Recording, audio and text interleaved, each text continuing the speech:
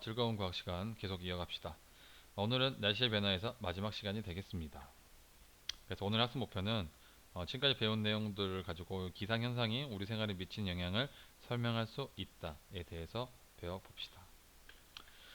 우리 생활에 미치는 영향은 여러 가지가 있는데요. 농업하고 공업 계열에서는 특히 파종, 농작물 출하 등의 시기를 결정하는데 활용을 합니다. 예를 들어서 뭐 귤이나 뭐 감이라 이런 것들의 출하 시기를 결정하는 데 있어서 날씨는 되게 큰 결정적인 역할을 하는 거죠. 그리고 공업 계열에서는 이제 배의 운항 등을 계획하고 조절하는 데 있는데 어, 보통 겨울에 만약에 온도가 높아요. 근데 추워요. 추운데 이게 많이 추울지 적게 추울지에 따라서 뭐 냉난방 기구를 뭐 생산하는 데 있어서 많이 할지 적게 할지 결정이 되겠죠. 마찬가지로 수출을 하는 데 있어서 배, 뭐, 바다의 파도가 너무 심하면 배 운항이 쉽진 않겠죠. 이런 것들을 계획하고 조절하는 데 있어서 날씨를 적용해야 되는 거고. 그 다음에 이제 밖에서 운동을 할 때, 예를 들어서 뭐 여러분들 뭐 체육대회를 할 때 갑자기 비가 온다. 그러면 체육대회를 미뤄야 되겠죠. 이럴 때도 날씨 영향을 받고. 그렇기 때문에 요즘에는 날씨 마케팅이라든지 날씨 보험 등 새로운 직업이 등장하고 있습니다. 여러분들 잘 아는 뭐 기상캐스터 그런 것들이 있겠죠. 그래서 이런 날씨를 잘 알면 홍수, 가뭄 등 자연재해에 미리 대비할 수 있어 우리 삶에 유익한 정보가 되게 되는 거죠. 그래서 일기예보의 중요성은 두말할 나위가 없습니다. 그래서 일기예보는 어떤 과정을 통해서 알려지냐면 처음에 이제 그 데이터를 찾아야 되겠죠. 기상 요소를 관측을 합니다. 여러 가지 기기를 가지고 관측을 하고 그 다음에 자료 처리 및 일기도 작성 관련된 자료를 다 모으는 거죠. 다 모아가지고 이제 여러분들 그때 배웠던 일기도를 작성합니다. 근데 일기도를 이제 전달해야겠죠. 이제 일기 예보를 전달하고 이제 일기도 분석 및 예보관 회의를 통해서 이렇게 예보가 되는데 하나씩 알아봅시다. 그래서 기상 요소 관측으로는 관측소를 여러 가지 관측 기구를 사용하여 기상 요소를 관측합니다. 뭐 지상 기상 관측도 있고 고층 이게 지피면 고층 기상 관측을 할 때는 풍선 같은 걸로 띄웁니다. 띄워가지고 얘네들이 이제 데이터를 주고받을 수 있는 이런 장치를 걸어요. 그래서 위로 올려서 보냅니다. 올려 보내면 고도가 높아지면서 관련된 뭐 기상 현상들이 있겠죠. 그거를 밑으로 보내주는 거예요. 지표로 보내줘서 수신해서 관측을 할 수가 있고 가장 정확한 건 뭐 기상 인공위성으로 관측을 할 수도 있겠죠.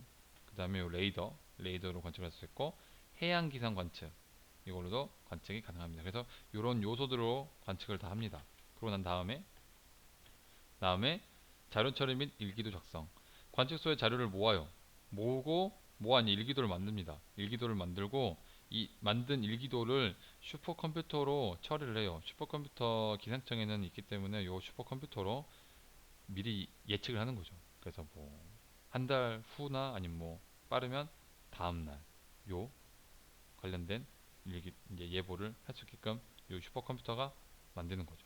그러고 난 다음에 만들어진 요런 거를 가지고 일기도를 분석을 합니다. 슈퍼컴퓨터를 통해서 만들어진 요 일기도를 가지고 분석을 하고 예보관 회의를 통해서 예보할 내용을 정합니다. 그러니까 예보할 내용을 정하게 되는 거죠. 기상청에서 하는 일이죠. 기상청에서 하는 일. 그 다음으로 일기 예보를 전달합니다. 그래서 신문이나 방송이나 인터넷 등을 통해 일기예보를 전달합니다. 그래서 보통 뉴스 마지막 부분에 보면은 아리따운 기상캐스터가 나와가지고 뭐 내일은 어쩌고 뭐 어쩌겠습니다. 뭐 고기압의 영향권을 받아서 뭐 맑은 현상이 나타나겠습니다. 뭐 이런 이야기를 하고 있는 거죠. 그죠? 그래서 이렇게 기상청의 요런 이제 분석을 통해서 이제 예보관을 회의를 통해서 이제 일기가 예보가 됩니다. 그러면은 이제 우리가 이제 이거를 미리 보는 이유는 뭘 하기 위해서요? 그렇죠. 기상재해를 기상재해에 대비하기 위해서죠. 그래서 기상재해란 태풍호, 폭설, 강풍 등과 같은 기상현상으로 인하는 큰 피해요. 뭐 태풍 불면은 요거 간판 떨어지고 그 다음에 호우가 오면 홍수 때문에 차가 침수되고 황사 때문에 이렇게 공기가 더러워지고 눈 때문에 이렇게 지붕이 무너지죠. 이런 것들을 기상재해라고 합니다.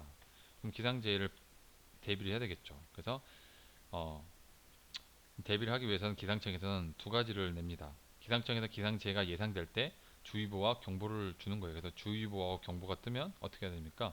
이런 것들이 태풍, 호우, 황사, 대설의 피해가 있기 때문에 조심해라 라고 말해주는 거기 때문에 뭔가 대비를 해야 되겠죠. 그래서 대처하는 방법에 대해서 조금 알아봅시다. 태풍 호우 피해는 어, 태풍 같은 경우에는 뭐를 점검해야 될까요? 그렇죠. 배수구를 점검해야 합니다. 그 이유는 뭐냐? 여러분들 만약에 배수구가 막혀 있는데 계속 비가 내립니다. 그럼 어떻게 됩니까? 거기 부분에 계속 비가 모이겠죠. 모이면 어떻게 됩니까? 결국에는 터지겠죠. 터지기 때문에 배수구를 점검하여 막힌 곳은 뚫어줘야 합니다.